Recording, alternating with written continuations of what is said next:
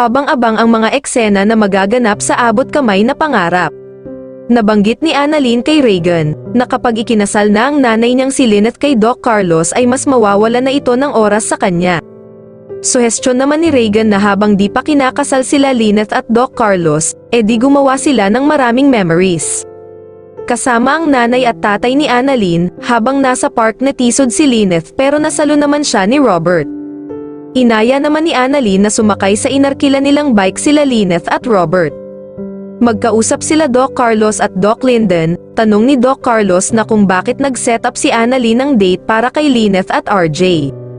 Paliwanag ni Doc Lyndon kay Doc Carlos, gusto lang ni Annalyn na mag-spend time with her parents dahil hindi pa niya ito nagagawa nung bata pa si Annalyn. Masayang nakasakay sa bike sila Annalyn, Lynette habang si Robert ang nagpay-pedal. Nagpasalamat si RJ kay Lynette na pinayagan siyang makasama siya nila ni Annalyn sa pagpayag nito na maging tatay ng kanilang anak, lubos ang kanyang pasasalamat. Hinawakan ni RJ ang kamay ni Lynette at unti-unti napapalapit ang mukha nito kay Lynette. Mahahalikan ba ni RJ si Lynette o iiwas si Lynette kasi mali ito? Abangan ang mga susunod na kaganapan sa abot kamay na pangarap.